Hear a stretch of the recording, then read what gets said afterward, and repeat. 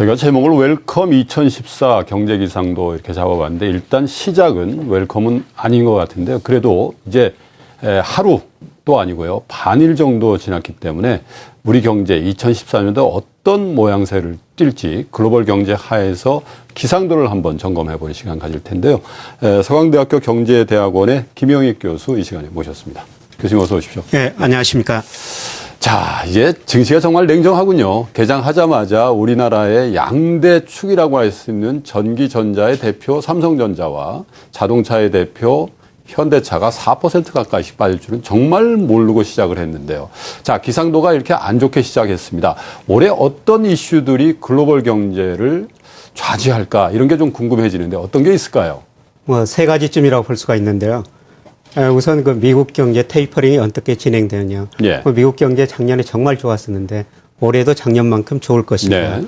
그 문제고요. 두 번째로는 지금 일본 엔화 약세 계속 진행되고 있는데 네. 그게 뭐 글로벌 금융시장 나가서는 우리 금융시장에 어떤 영향을 미칠 것인가.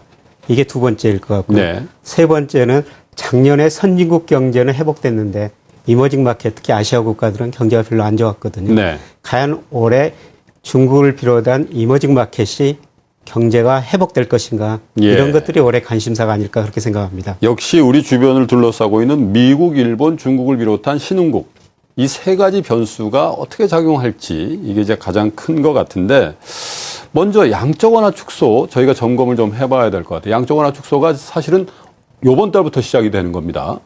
이게 어떻게 영향을 미칠 거라고 보세요? 예, 그동안 미국이 참 그 금리를 5%에서 0%까지 내렸고요. 네. 세 차례 걸쳐가지고 양적 완화를 단행했거든요. 예. 근데 지난 12월에 약간씩 축소하고 있지 않습니까? 그래서 올해 1월하고 3월 FOMC가 열리는데 네. 뭐 현재 경제가 좋기 때문에 아마 한두 차례 조금 더 축소할 것 같습니다. 야, 지금 이제 100억 달러로 결정이 돼 있지만 더 축소할 예. 가능성이 있다. 예, 그런데 문제는 사실 정책 당국자들이 항상 경제 지표에 후행해가지고 경제 정책을 펼치거든요. 예. 근데 제가 여러 가지로 연구해 보면 미국 경제가 거의 정점에 도달하고 있다는 것입니다. 아, 그래요? 예, 전미경제연구소라고 있는데요. 예. 여기서 미국 경제가 몇 년 몇 월의 저점이었고 정점이었다. 이걸 계속 발표하고 있거든요. 예. 근데 미국 경제가 2009년 6월이 저점이었었어요. 예, 그리고 지금까지 확장 국면 보이고 있는데 예. 지난해 12월까지 무려 54개월 확장 국면이죠. 예. 근데 과거에 보면 아주 장기적으로 확장 국면 평균이 39개월이었었고요. 예.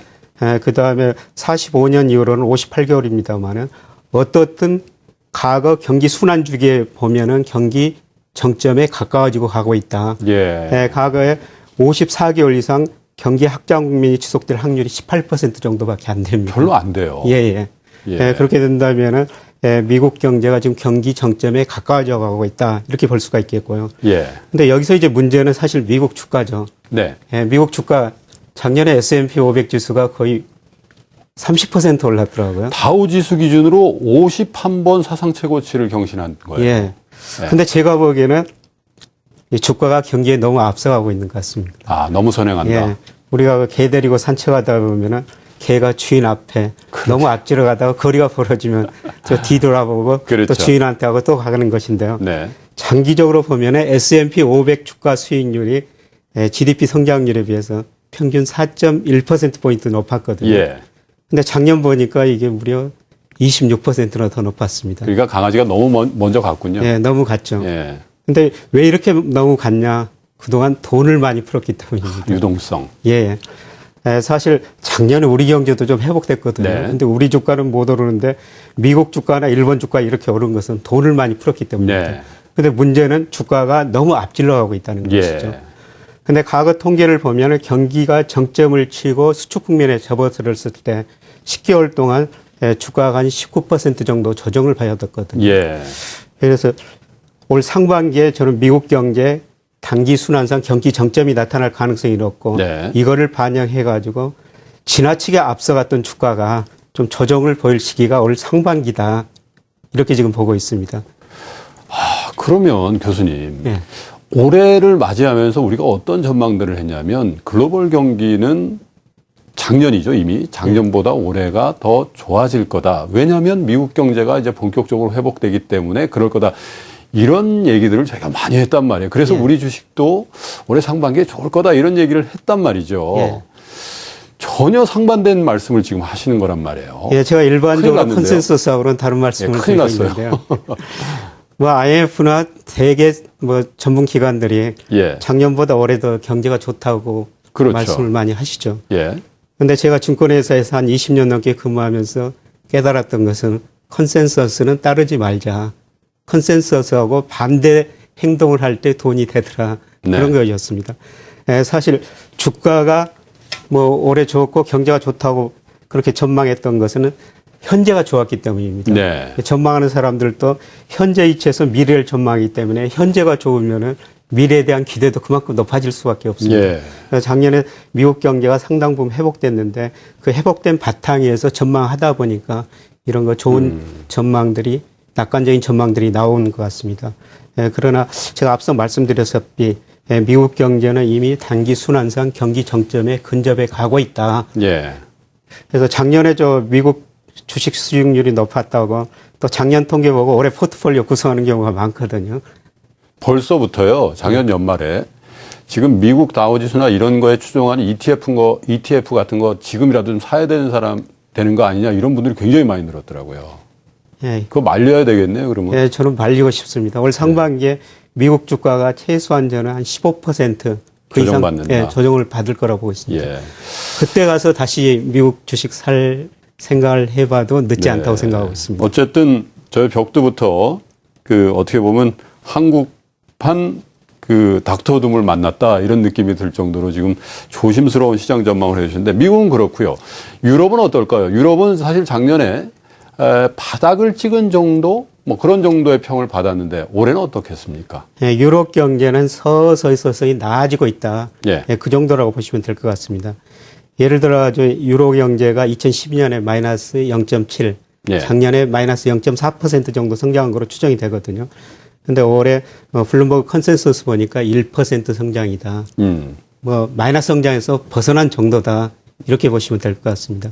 그래서 그동안 마이너스 경제 성장했다 약간 플러스 성장으로 돌아선 것다 이렇게 보시면 될 것 같고요. 네. 근데 유로를 좀 뭐 장기적으로 낙관적으로 볼 수 없는 문제가 유럽의 최종 목적은 뭐 그림이 나오고 있으면 재정 동맹이거든요. 예. 근데 저기까지 가기는 제가 보기에는 너무 멀어 보입니다. 너무 이민족들이 많이 뭉쳐져 예. 있으니까. 예. 예. 예, 지금 은행 동맹 가지고 이야기가 되는데요. 뭐 네. 은행 동맹 잘 아시다시피 유럽 주요 은행을 총괄할 수 있는 은행 감독 기구를 하나 만들자. 거기서 네.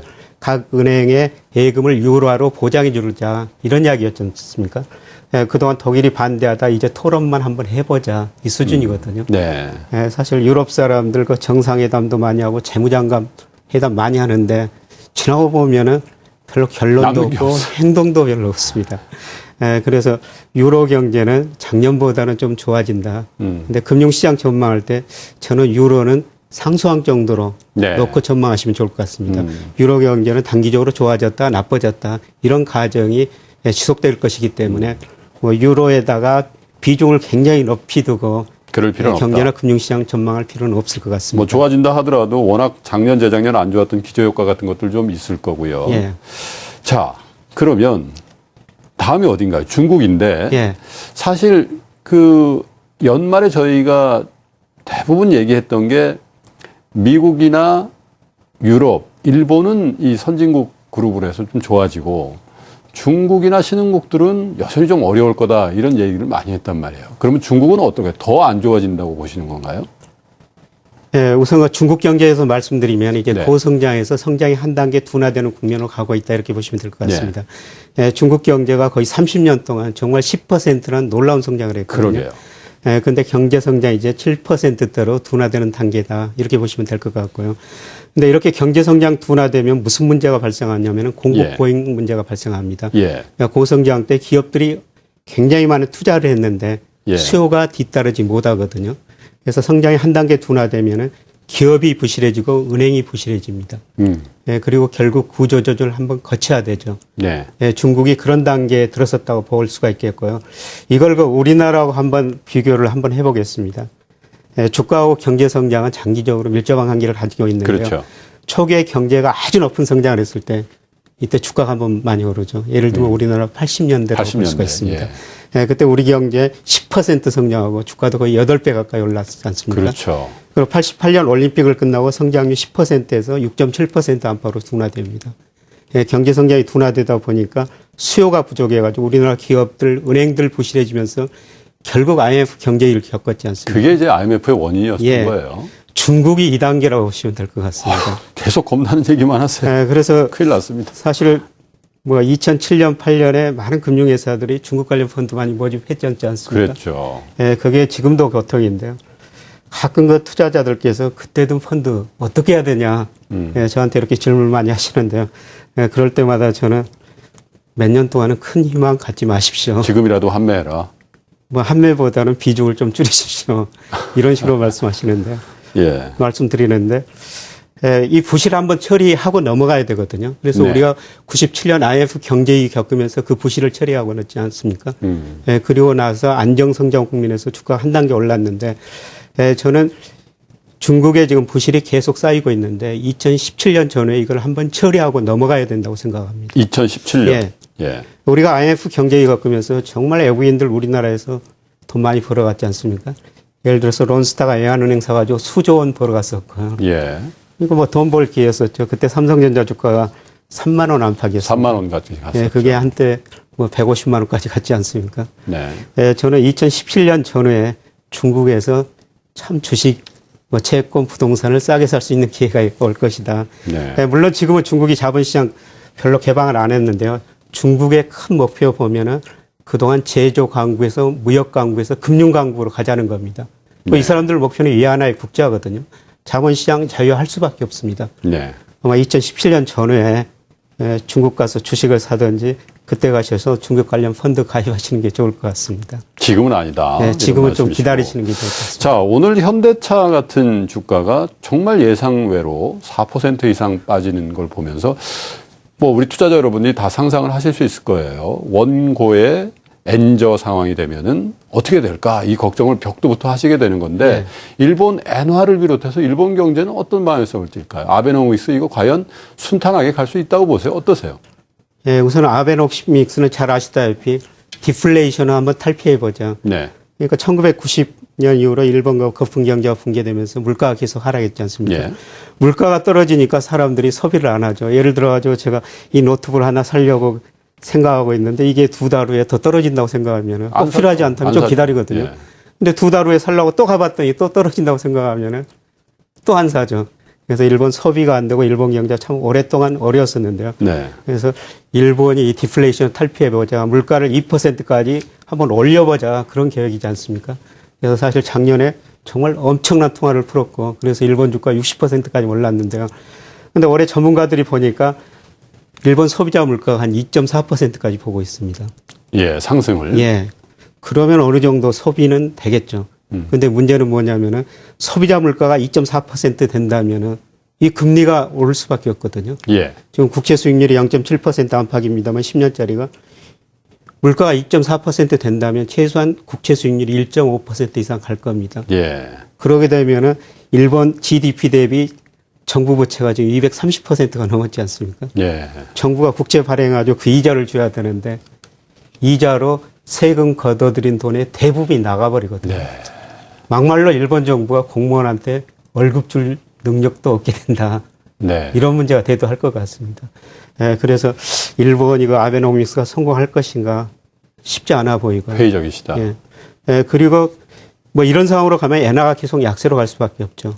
뭐 조만간 110엔 이상으로 갈 것 같은데요. 예, 문제는 우리나라죠. 2007년에 100엔당 원화 환율이 한 750원쯤 했지 않습니까? 네. 그 2008년 금융위기 가면서 이게 1,550원 정도까지 올라갔어요. 예. 오늘 보니까 지금 1,000원 밑으로 떨어졌는데 근데 엔 약세는 사실 우리나라 수출에나 주식시장에 좀 부정적인 영향을 미칠 수밖에 없죠. 그렇죠. 그게 오늘 삼성전자, 뭐 현대차 그런 영향이 나타나는 것 같은데요. 과거 통계를 분석해 보면은 엔 약세 효과가 5개월에서 10개월 정도 후에 우리 주식시장에 본격적으로 영향을 줬거든요. 그게 올해 3분기, 4분기 같아요. 예, 그렇습니다. 작년 말 지금 올 연초 엔 약세가 진행되고 있는데 그러니까요. 올 뭐 2분기 후반, 3분기쯤 예. 엔약세 효과가 본격적으로 수출이나 그렇죠. 우리나라 금융시장에 3분기 실적이 굉장히 안 나타났습니다. 좋아졌었잖아요. 예, 예. 그러면 지금 미국은 올해 회복세인 경제가 올해 상반기에 고점을 형성할 거다 이런 말씀 주셨고, 유럽은 뭐 이건 변수가 아니다 이런 말씀 주셨고, 중국은 더 시리어스해서요, 더 심각해서 2017년도까지 20년 전에 당했던 우리 한국의 IMF 같은 그 구조조정기를 한번 거쳐야 된다 이런 말씀도 그게 물론 뭐 2014년도 올해가 아닐 가능성이 더 많겠습니다만은, 예. 일본도 아베노믹스로 이 물가 상승 또 금리 상승이 되면서 이 국채 이자 부담이 늘면서 엔저가 계속된다. 우리 주변국들에 대한 경제 전망이 안 좋은데 우리 경제의 주름살은 훨씬 더 많아질 것 같다는 그런 우려가 든단 말이에요. 예. 마지막으로 그럼 신흥국 경제는 뭐 답이 나와 있는 것 같은데, 신흥국 경제 당연히 안 좋을 텐데 어느 정도 심각하게 안 좋아질까요, 그러면? 과거에는 그런 일이 없었는데요. 작년에 예. 선진국 경제 회복됐었거든요. 예. 근데 신흥국 경제는 안 좋았었는데, OECD에서 이 각 국가별로 뭐 선진국, 뭐 이머징 마켓 선행지수를 발표하는데, 작년에 선진국 선행지수는 올랐는데 이머징 선행지수는 떨어졌거든요. 예. 경기가 차별화됐었습니다. 근데 올해 뭐 상반기에 이머징 마켓이 작년에 워낙 안 좋기 때문에 약간 반등할 가능성이 있는데, 추세적으로 아직 회복 국면은 아니다. 네. 더구나 그 선진국 경제도 서서히 그 정점을 치고 미국 경제 중심으로 올 하반기부터 둔화될 가능성이 있거든요. 네. 그래서 제가 처음부터 말씀드렸습니다만 제 생각이 좀 컨센서스하고 다른 이야기입니다만은, 예. 뭐 주변 환경은 하반기로 갈수록 더 안 좋다. 우리 경제 주변 환경 그렇게 보시면 될 것 같습니다. 네. 자, 그러면 저희도 이제 뭐 선진국은 아니고 뭐 그렇다고 완전 신흥국도 아닙니다만 그 사이 어딘가에 끼어 있는 경제권 이 정도로 분류를 할 수 있을 것 같은데, 우리 경제는 그럼 어떻게 보세요? 예, 얼마 전에 정부에서 내년 뭐 올해 예산 작성하면서 목표 성장률 3.9%로 제시했고, 네. 한국은행도 3.8% 정도 봤거든요. 근데 작년에 2.8% 정도 성장이 추정되니까 뭐 작년보다는 나아진다 이렇게 보고 있는 것 같습니다. 예. 근데 제가 보기에는 이런 전망들이 좀 낙관적이지 않느냐. 너무 낙관적이다. 예, 예. 특히 한국은행 경제 전망을 보면 2008년 이후로 글로벌 금융 이후로 한국은행 경제 전망이 실제치보다 항상 네. 2010년을 제외하고 높았거든요. 예. 그래서 올해도 과연 3.8% 성장할 수 있을 것인가, 여기는 좀 의구심이 있는 것 같습니다. 앞서 말씀드린 것처럼 뭐 하반기 들어가지고 세계 경제 성장 둔화되면 수출 증가가 그렇게 큰 폭으로 이루어질 가능성이 근데 낮거든요. 오늘 아침에 보니까요, 그 산업부에서 올해죠. 올해 수출 그 예상치를 내면서 작년보다 6% 이상 성장할 거다 이런 예상치를 냈는데, 저도 보기에 조금 너무 과감한 예상 아닌가 그런 생각이 좀 들긴 하던데요. 예. 우리나라 수출의 58%가 아시아로 가거든요. 네. 아시아 경제가 정말 회복되면은 뭐 그 정도 수출 증가는 가능하다고 생각합니다만은 뭐 그 정도까지는 아니다. 저는 한 3에서 5% 정도 수출 증가는 가능하는데, 네. 뭐 지난해 2.2%였는데요.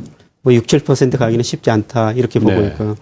근데 정부가 올해 수출보다는 내수 중심으로 경기를 한번 회복시켜 보겠다. 예. 예, 내수라는 게 투자하고 기업 소비 아닙니까? 그렇죠. 근데 아시다시피 우리나라 기업들 정말 현금 많이 가지고 있습니다. 네. 근데 작년에도 그 현금 가지고 별로 투자를 안 했거든요. 올해도 과연 투자를 할 것인가? 투자를 하려면 미래에 대한 기대 수익률이 높아야 되는데, 기업가들이 생각하기에 그 정도는 안 높은 것 같고요. 네. 그다음에 우리나라 가게들이 어느 정도 구조전을 거치고 있기 때문에 작년보다는 올해 소비가 증가할 수가 있는데, 네. 과연 경제 성장을 주도할 만큼 소비가 증가할 수 있는가? 그건 아니라고 보고 있습니다. 예를 들어서 우리나라가 개인 금융부채가 1,200조 가깝게 지금 진행되고 있는데, 네. 물론 금융자산도 늘어가고 있습니다만은, 뭐 이런 부채나 그다음에 사실 그 부동산 경기도 별로 안 좋거든요. 특히 부동산이 유동성이 많이 떨어져가지고 가계 소비를 제어하고 있는데, 이런 거 보면은 올해 경제가 3% 성장하기는 좀 힘들어 보이고요. 뭐 작년 수준보다 조금 나은 아마 3% 안팎일 것 같습니다. 네.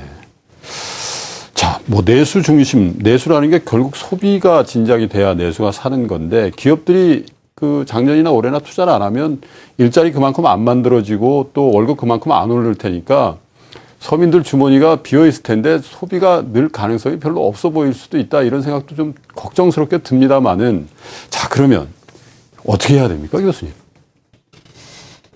어떤 대안이 있을까요?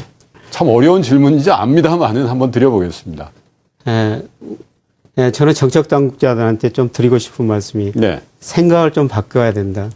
사실 우리나라 경제정책, 한국의 경제정책 보면은 인플레 시대에 맞는 정책이거든요. 네. 근데 제가 여러 가지로 연구해 보면 우리 경제가 이제 인플레 시대보다는 디플레 시대가 앞으로 전개될 가능성이 높다. 그 말씀은 물가 오르는 거 걱정할 때가 아니고 물가 빠지는 걸 걱정해야 된다는 말씀이세요? 그렇죠.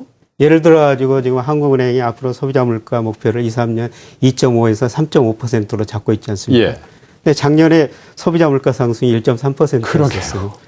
근데 한국은행이 물가가 목표치 3.5% 이상 올라갔을 때만 질책을 받지 그 이하일 때는 질책을 안 받거든요. 아직도 2%나 차이가 있는데요. 예. 근데 예를 들어서 뉴질랜드 중앙은행 같은 데는 물가가 그 목표 아래로 벗어나도 중앙은행이 질책을 받게 돼 있거든요. 네. 근데 제가 뭐 여러 가지로 연구해보면 우리나라 구조적 디플레이션으로 가기 때문에 정책하는 분들의 생각이 좀 바뀌어야 될 것 같습니다. 지금 부동산 시장 얼마나 어렵습니까? 주식시장 계속 정체지 않습니까?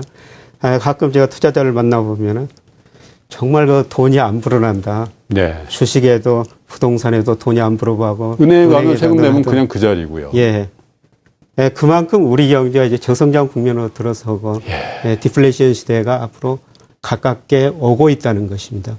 그래서 정책 방향이 정말 디플레이션을 이제 탈피하는 쪽으로 가야 된다. 그 말씀은 한국은행에서 금리 좀 내려야 된다는 말씀으로도 들립니다. 예, 저는 금리도 내리고 돈을 더 풀어야 된다고 생각하고 있습니다. 사실 작년에 우리 주가 0.7% 올랐지 않습니까? 네. 일본 주가 57%, 뭐 미국 주가 거의 30% 올랐는데요. 우리 주가 그게 정체성 상태는 작년에 우리 경제도 회복됐거든요. 네. 통계청에서 선행지수 순환변동 찍어 보면 빠른 속도로 올라갔어요. 예. 어느 정도 회복됐죠. 근데 우리 주가만 왜 모르느냐? 저는 유동성 차이 때문이다. 일본이나 미국은 돈을 많이 풀었기 때문에 사실 미국 소비가 되는 것도 뭐 고용도 실업률도 좀 낮아졌습니다만 돈을 많이 풀다 보니까 주가도 오르고 부동산 가격도 오르고 그래서 부의 효과에서 소비가 된 것이죠. 근데 우리나라는 가계부채도 높은 상황에다가 이 부동산 가격도 안 좋고 주가도 안 좋다 보니까 사실 소비 여력이 소비 심리가 그렇게 좋아질 가능성이 상당히 낮은 거죠. 전체적인 분위기가 안 사니까 소비가 더 위축될 수도 있다 이런 생각도 들어요. 미국이 한 달에만 90조씩 돈을 풀었던 거 아니겠습니까? 850억 달러니까. 그렇죠. 물론 경제 규모가 우리보다 훨씬 큰 경제입니다만은 우리 금리 2.5% 5월 달에 바꿨던 거죠. 근데 지금 7개월 동안 경제가 그렇게 살아나는 것 같지도 않은데 너무 보수적으로 금리 정책한 거 아니냐, 통화 정책한 거 아니냐 이런 얘기들 많이 하시는데 참 그 교수님 말씀을 우리 정책하시는 분들이 좀 들어보고 정말 지금이 우리가 인플레이션을 걱정하고 물가를 관리해야 될 때인지 아니면 물가를 부스팅, 그러니까 올려야 될 때인지에 대한 개념 정의부터 좀 다시 할 필요성이 있다.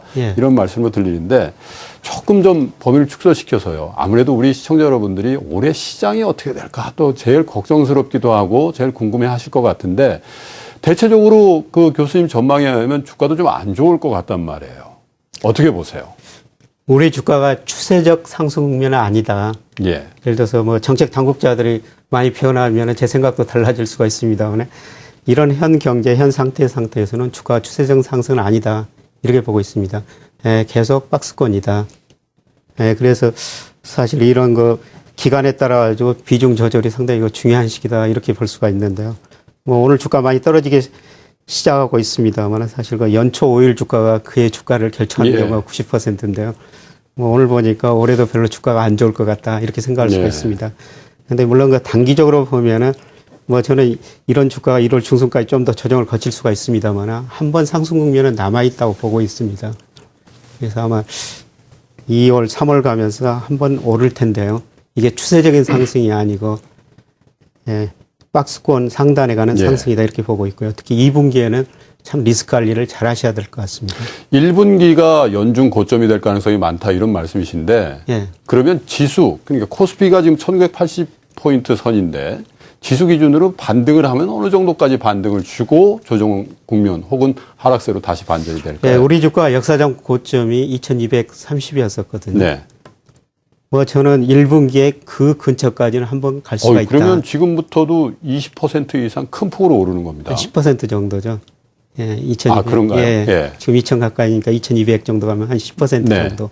이 정도 상승 여력은 있다고 보는데, 뭐 그게 올해 저는 그 돈을 좀 막말을 벌 수 있는 기회일 것 같고요. 그 이후로는 참 쉽지 않은 장이라고 보고 있습니다. 그러면 밑으 쪽으로는 어느 정도 보세요?